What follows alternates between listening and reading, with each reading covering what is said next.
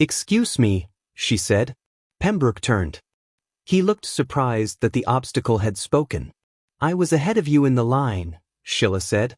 Her voice was steady, the kind she used when she needed to be heard over noise, in emergency departments, trauma bays, and places where people were scared and needed a calm presence to gather around. It wasn't loud, but it was authoritative. "I'd appreciate it if you didn't cut in front of me."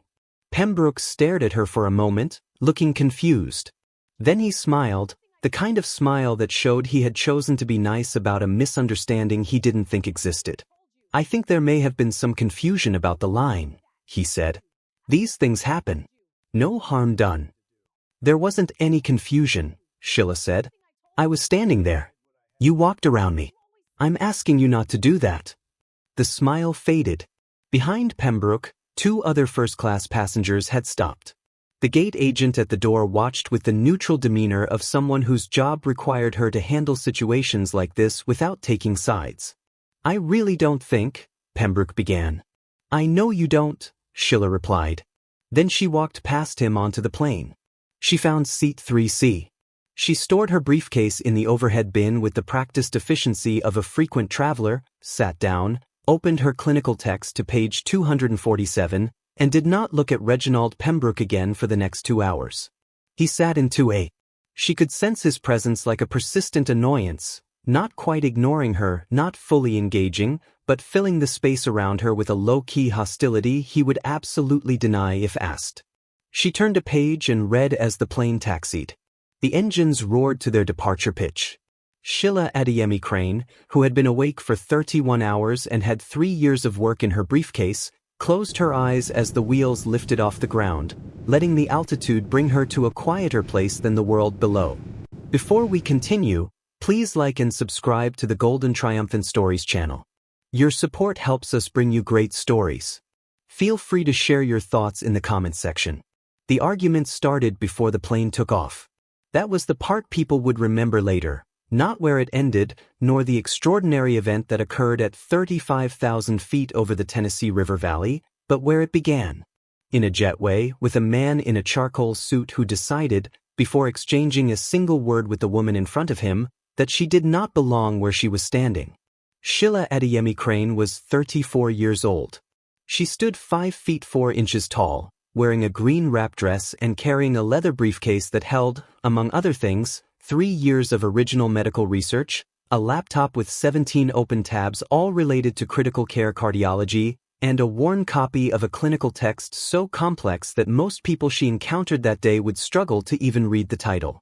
She was a board-certified emergency medicine physician with a subspecialty in interventional cardiology. She had completed her residency at the Johns Hopkins Hospital Trauma Program, one of the most demanding training environments in the country, and then spent 4 years as an attending physician in the emergency department of a Level 1 trauma center in Atlanta, Georgia. There, she worked overnight shifts that most people couldn't handle as observers, let alone as the physician making life-and-death decisions under immense pressure. She was flying to Chicago for the American College of Emergency Physicians National Conference, where she was set to present her research on cardiac intervention disparities in underserved communities, a project that 3 peer reviewers had described as groundbreaking, long overdue, and one of the most significant works in the field in a decade. She had booked first class because she could afford it, because the flight was 4 hours long, and because she had been awake for 31 consecutive hours finishing her presentation slides. She intended to sleep. None of this was visible to Reginald Pembroke. What he could see was a young black woman standing ahead of him in the first-class jetway, clutching a first-class boarding pass. He quickly concluded, in about 1.5 seconds, that she did not belong there, a conclusion he reached with the unthinking confidence of a man who had spent 61 years having his judgments go unchallenged. He stepped around her. Not aggressively. Just around her, as if she were an object in his way. Sheila watched him do it. She had seen variations of this her entire life. The stepping around, the looking past, the automatic erasure that didn't need malice to harm because it didn't require any thought at all. Over 34 years, she had developed a precise mental system for these moments, what they cost her, how to respond, which battles were worth the energy they demanded. She grew up in Decatur, Georgia, the only child of Adiz Adeyemi, a woman who came from Lagos with a nursing degree and believed her daughter could achieve more than she had, organizing her entire life around making that belief true, and Thomas Crane, a high school biology teacher who thought the best thing he could give his daughter was not money or connections, but the unwavering understanding that her mind was a powerful tool she should use fully. They had not been wealthy. They had been intentional. Sheila understood the difference early enough that it shaped everything she built after. She was the kind of student that teachers either adored or found unsettling, the one who asked the next question before the last was fully answered, who read extra texts for fun, and who lingered after class, not needing help but wanting to share more before the bell rang. She got accepted to Duke University on a full academic scholarship. She graduated summa cum laude in 3.5 years with a biochemistry degree and already had a research publication to her name. Medical school at Emory, residency at Hopkins. Then came years filled with hard, enlightening, extraordinary experiences in emergency medicine. The overnight shifts and the impossible cases, moments when everything theoretical became starkly real, when a person's life depended on her, and the only question was what she would do next. In those years, she discovered she was good at her chosen field, not promising, not developing. Just good. So good that her mentors acknowledged it with a level of specificity that moved beyond mere encouragement to a recognition of something that rarely comes along. She also learned the world had a limited view of who a physician could be. It offered her a level of skepticism it did not extend to her white male colleagues with equivalent or lesser credentials.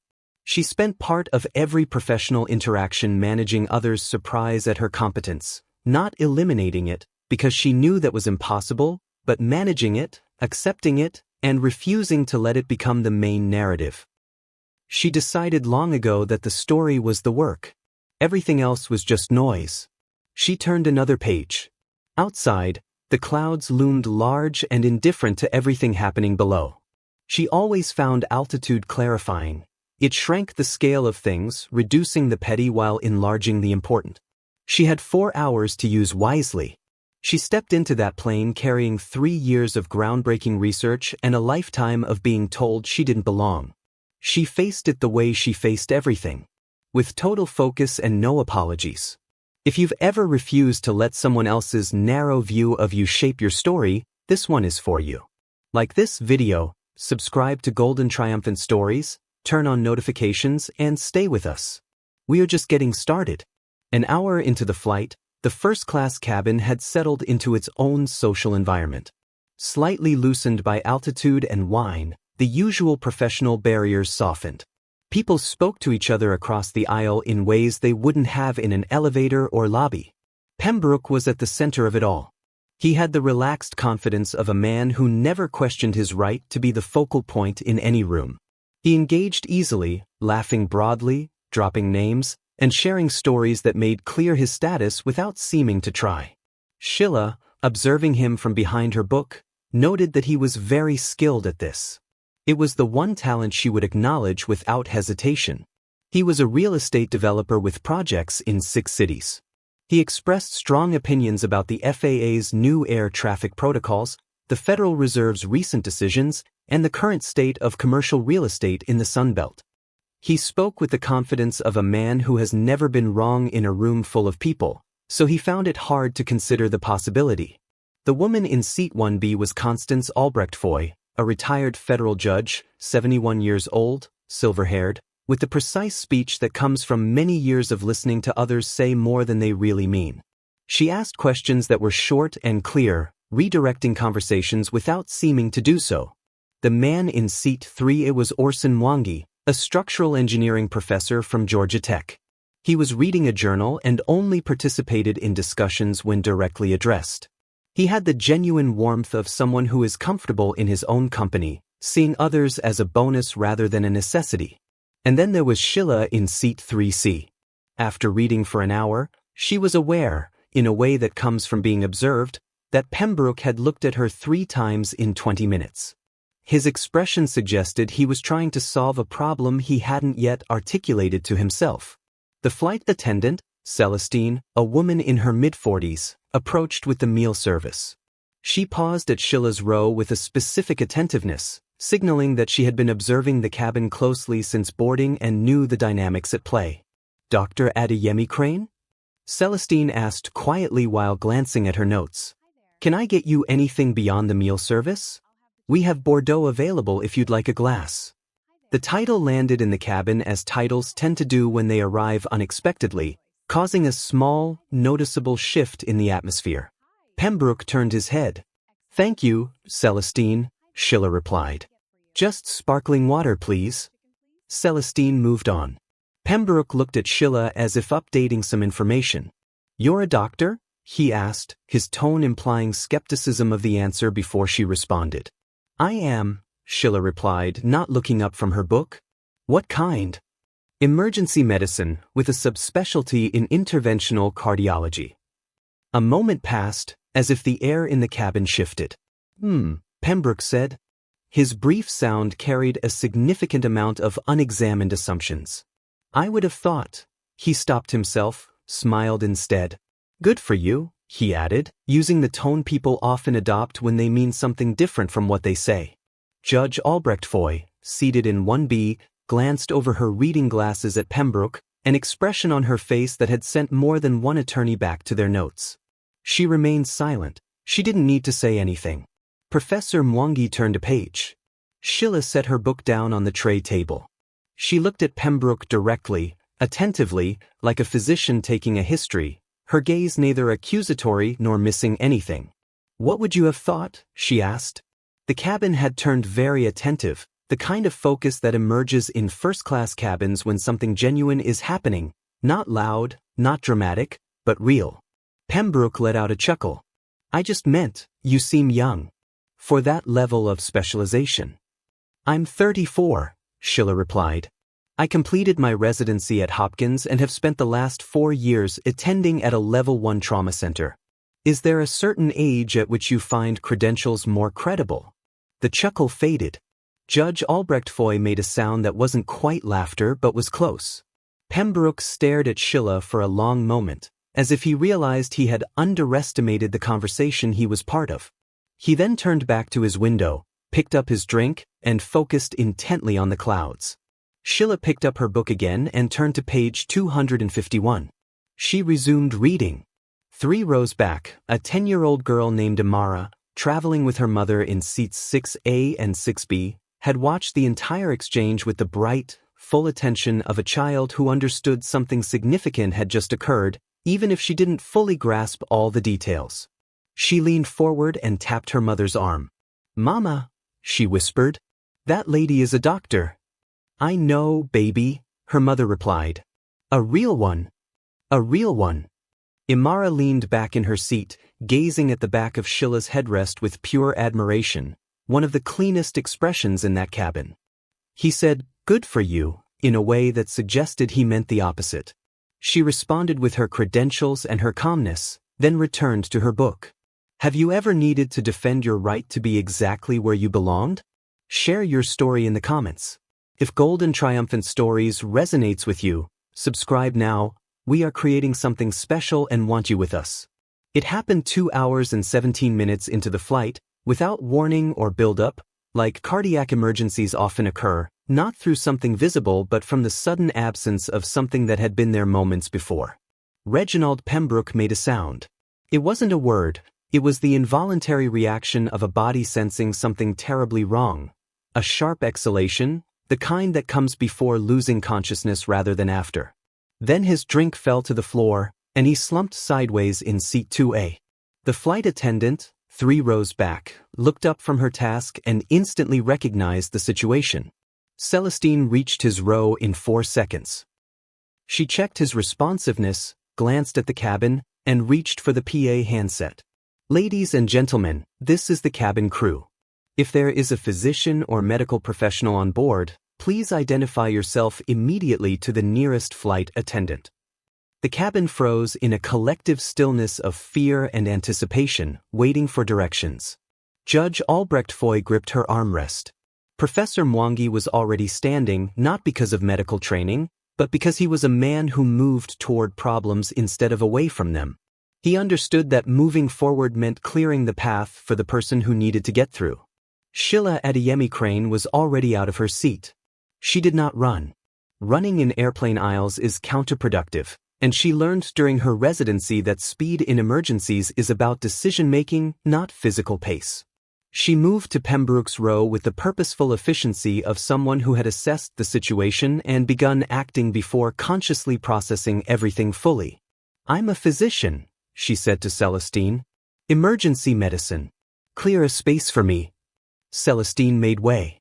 The aisle opened up as it does when someone with authority steps in. Sheila checked his carotid pulse. It was absent. She examined his airway, noted the color of his lips, a specific gray-blue that indicated the oxygen levels were alarming. She observed his chest. It wasn't rising or falling. Ventricular fibrillation. She was almost certain. The sudden collapse. No warning, a man in his 60s with the particular build and the bourbon and the stress-driven conversational energy of someone whose cardiovascular system had been operating on borrowed time for longer than he knew. "I need the AED," she said. "And I need someone to clear this row so I can get him flat." Celestine was already moving toward the forward galley where the defibrillator was stored. Professor Mwangi, without being asked, was helping to recline Pembroke's seat to its full flat position. The first-class seating an unexpected advantage, the man who had occupied it with such proprietary ease now dependent on its dimensions for his survival. Sheila began CPR. 30 compressions. She counted them not aloud but in the rhythm of her body, the exact depth, the exact rate, the muscle memory of 10,000 repetitions in simulation and 300 in reality, in trauma bays and ambulance bays, and once, memorably, in the parking garage of a grocery store where a man had gone down next to his car and she had been the only person within 50 yards with the knowledge to do what needed doing.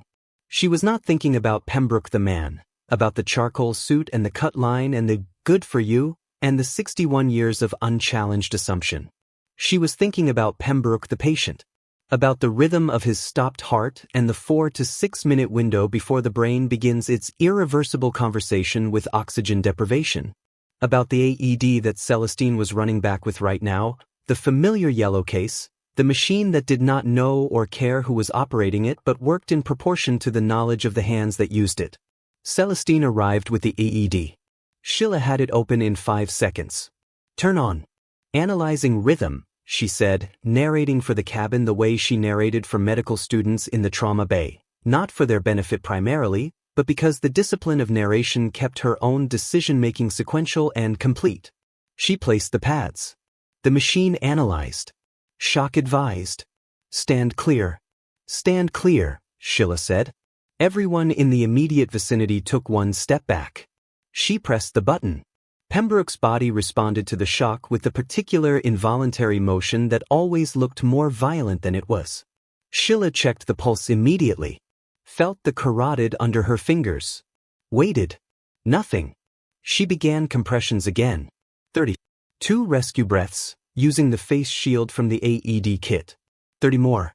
Judge Albrecht Foy, who had seen a great many things in 71 years and had never seen this, sat very still in her seat with her hands flat on her tray table and watched with the complete attention of someone who understands that they are in the presence of something that demands witnessing.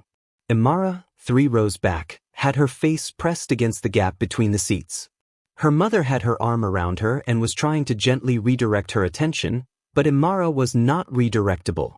She was watching Sheila with the focused intensity of a child who has recognized, at some deep and wordless level, something that matters.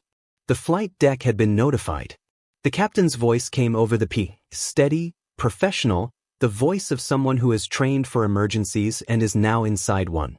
He announced that they were beginning a diversion to Nashville International Airport, that the estimated landing time was 19 minutes, that emergency services had been notified and would be standing by. 19 minutes. Sheila analyzed the rhythm again. Shock advised. Second shock. She checked the pulse. Faint. Irregular. But there. She kept her fingers on his carotid and counted. The rhythm was unstable. The heart restarted but not yet certain, the electrical system trying to find its pattern again, The way a system reboots after a crash and runs slow and uncertain before it either stabilizes or fails again. "He's back," she said, for the cabin, for Celestine, for the captain whose voice she could hear asking for a status update through the cockpit interphone that Celestine had handed her. "Weak pulse, unstable rhythm. I need supplemental oxygen and I need someone to stay with me on his vitals for the next 19 minutes. Can you do that?" Celestine was already reaching for the portable oxygen unit. "Yes," she said. Simply. Completely. For the next 19 minutes, Sheila Adeyemi Crane did not sit down. She monitored Pembroke's pulse at 90-second intervals. She communicated his status to the captain every 5 minutes through Celestine. She managed his airway, adjusted the oxygen flow, watched his color move from the gray-blue of oxygen-deprived tissue back towards something that, while not healthy, was at least alive. She talked, quietly, continuously, to the unconscious man in the flat first-class seat, the way she talked to all her unconscious patients, because she had read the research on auditory processing during reduced consciousness and she believed, with the pragmatic faith of a clinician, that it was better to err on the side of being heard. "You're okay," she told him. "You're going to be okay. We're landing in Nashville. There are people waiting for you." He did not respond. His pulse continued. It was enough. The wheels of the plane touched the Nashville tarmac at 3:17 in the afternoon, and the emergency vehicles were exactly where the captain had said they would be, and the paramedics who came aboard moved with the quick competence of people who have done this many times, and Sheila gave them the handoff report in the precise, compressed language of emergency medicine, what she found, what she did, the current status, the parameters to watch, and they listened and asked 2 follow-up questions, and then they moved Pembroke onto the stretcher and out of the aircraft and into the ambulance that was already running. The cabin was very quiet. Sheila stood in the aisle and looked at the empty seat in 2A. The spilled drink had been absorbed into the carpet. The flatbed position that had made compression possible was still extended. The AED case was on the floor, its pads disconnected, its work done. She picked up the AED case. She set it on the seat. She straightened up. And then the cabin applauded. Not the polite, obligatory applause of people who have been prompted. The real kind. The kind that begins in one place and moves through a space because something true has happened and the people who witnessed it need to mark it with their bodies because words are not enough. Judge Albrecht Foy's hands. Professor Mwangi, who did not applaud often and meant it when he did. Celestine, who was crying in the specific way that people cry when they have been frightened and the fear has resolved into relief and the relief needs somewhere to go. 3 rows back, Imara was standing on her seat. Her mother had given up trying to manage her, clapping with the full force of a 10-year-old who has just seen something she will remember for the rest of her life. Sheila received the applause the way she received everything, without deflecting it, without performing humility, simply standing in it. She nodded once. Then she walked back to seat 3C, sat down, and reached for her clinical text. She found her page. She read. 19 minutes. 2 shocks. A pulse that came back because she refused to stop. The man who had cut in front of her in the jetway was alive because of the woman he had tried to make feel like she didn't belong. Share this video right now. Someone in your life needs to see this today. And subscribe to Golden Triumphant Stories because we are telling every story like this one that the world tries to overlook. They were on the ground in Nashville for 40 minutes while the airline arranged a replacement aircraft and the passengers who wished to deplane were accommodated. Most stayed. The particular shared experience of what had happened in that cabin had created a temporary community, the kind that forms in crisis and dissolves at baggage claim but is real while it exists. Judge Constance Albrecht Foy came to Sheila's row first. She sat down in 3B, the middle seat, uninvited and entirely assured, and looked at Sheila with the direct assessment of a woman who had spent decades evaluating people for a living. "I want to tell you something," the judge said. "All right," said Sheila. "I have been a federal judge for 23 years. I have sat on the bench and I have watched this country's systems perform their particular brand of selective recognition for longer than I care to recount. I want you to know that I watched everything that happened on this plane today, from the jetway forward, and I intend to make sure that the right people know what I witnessed." Sheila looked at her. "The right people?" The airline, for one. Their handling of certain passengers in this cabin was inadequate. Additionally, she reached into her bag and produced a card, the kind that said everything necessary in 4 lines. I sit on the board of the Robert Wood Johnson Foundation. We fund medical research. I have read about your work, Dr. Adeyemi Crane. I read the abstract in the ACEP journal last spring, and I wondered when someone was going to give it the resources it deserved. I believe I now know the answer to that question. Sheila took the card. She looked at it for a moment. Thank you, she said. It was a complete sentence. It did not minimize what had been offered or inflate it. It simply received it the way she received everything, fully, without performance. The judge nodded. She stood. She went back to her seat. Professor Mwangi stopped at her row on his way to the forward galley. He did not make a speech. He was not a man who made speeches. He simply put his hand briefly on the headrest of her seat and said, "Well done." 2 words, carrying the weight of a man who chose his words precisely and therefore meant them completely. She said, "Thank you, Professor." He nodded. He continued to the galley. Celestine sat down across from her during the ground delay, in the jump seat, with the particular intimacy of 2 women who have been through something together. "I want to tell you something," Celestine said, and Sheila noticed that this was the second time in 20 minutes that someone had begun a sentence that way, and that both times it had preceded something true. "When you boarded," Celestine said, "I saw what happened in the jetway. With Mr. Pembroke. I should have said something then. I didn't, and I want you to know that I'm sorry for that." Sheila looked at her for a moment. There was something clarifying about a direct apology, the way it cut through the accumulated weight of everything that had been left unsaid and offered the cleaner air of acknowledgement. "I appreciate that," Sheila said. "Genuinely." "You didn't need me," Celestine said. "You handled it. You handle everything." She paused. "But you shouldn't have had to handle it alone." Sheila thought about that. She thought about the long internal accounting system she had maintained since childhood, the energy spent, the battles chosen, the things absorbed and the things confronted, and the ongoing calculation of what each response cost her versus what it was worth. She thought about how much of that accounting should have been unnecessary. How much had been a tax that the world levied on her specifically and called normal. "No," she said. "I shouldn't have." They sat together in the quiet of the grounded cabin for a few minutes, not filling the silence with anything unnecessary, 2 women who understood something about the cost of navigating spaces that were not built with them in mind. Reginald Pembroke was in the cardiac care unit of Vanderbilt University Medical Center by the time the replacement aircraft was ready to board. His wife, who had been reached by phone during the ground delay, had asked the airline representative one question: who had helped him? The airline representative had given her Sheila's name. His wife had asked if she could speak to her. The call lasted 4 minutes.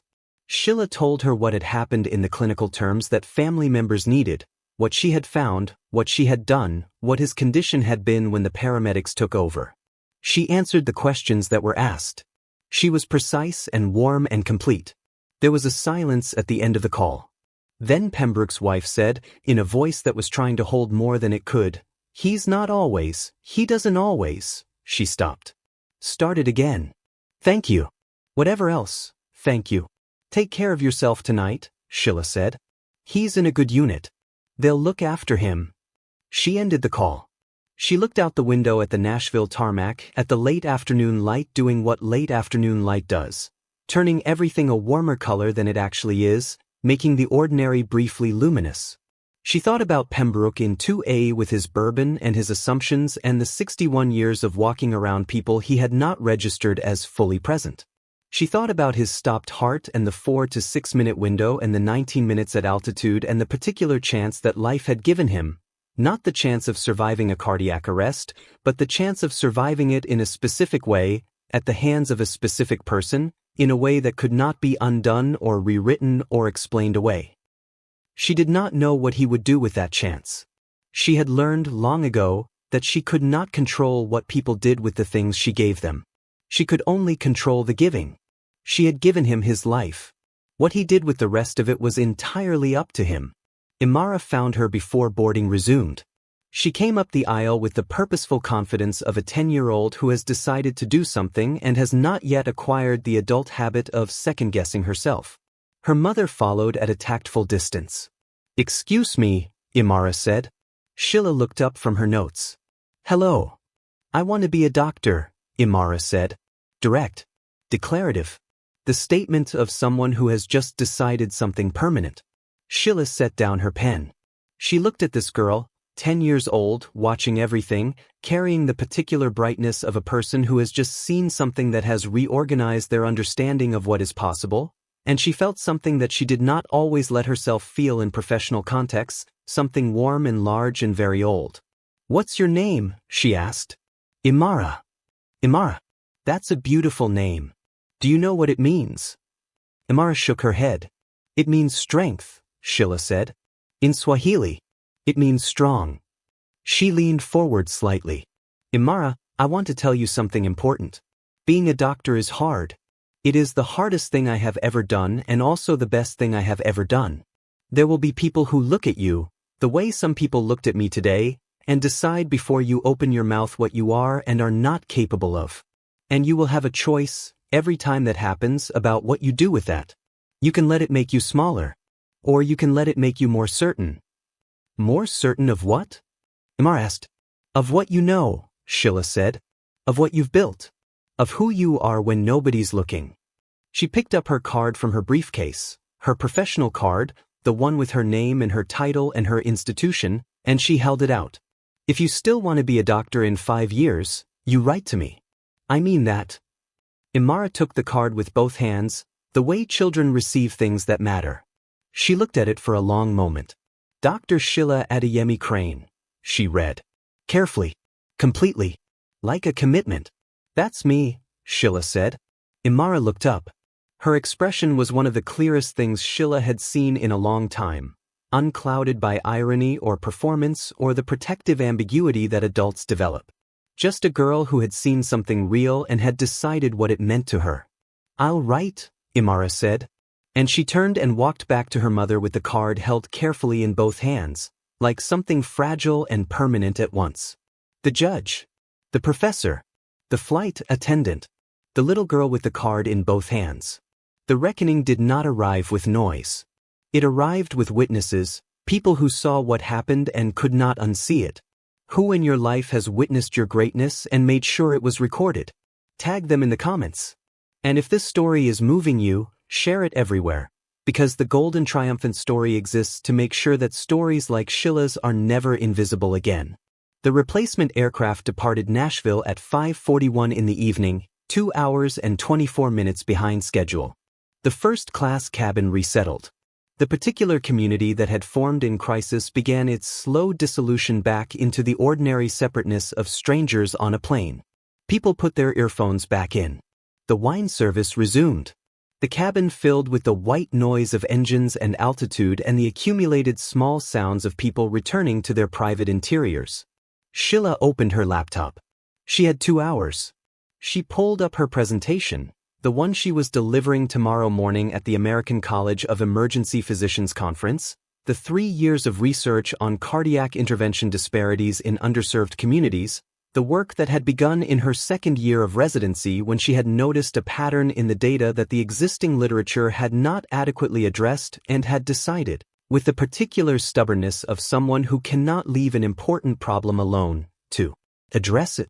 The research documented something that emergency medicine had long suspected but not rigorously quantified, that patients in underserved communities, disproportionately Black and brown patients, disproportionately patients without premium insurance, patients at hospitals without the resources that hospitals in wealthier zip codes took for granted, received cardiac intervention at measurably lower rates and with measurably worse outcomes than patients with equivalent presentations in better resourced settings. Not because of the severity of their conditions. Because of the systems that were supposed to serve them. She had quantified it. She had modeled the intervention pathways. She had proposed protocol changes, specific, implementable, cost, that 3 health systems had already agreed to pilot. She had built, from the question that had nagged at her since residency, something that could change how cardiac emergencies were managed for millions of people who had never heard her name and never would. She worked for the next 2 hours with the focused, unhurried attention that had been her mode since she was a girl in Decatur with a biology textbook and a future she was constructing one studied page at a time. The cabin moved through the darkening sky. The conference was tomorrow. The work was ready. She had always been ready. That was the thing that the Pembrokes of the world could never quite account for. Not just the competence, which was visible if you looked, but the preparation. The years of it. The relentless, private, unglamorous accumulation of knowledge and skill and the specific kind of readiness that meant when the moment came, at whatever altitude, in whatever cabin, with whatever impossible problem in the seat beside her, she would already have everything she needed. She landed in Chicago at 7:53 in the evening.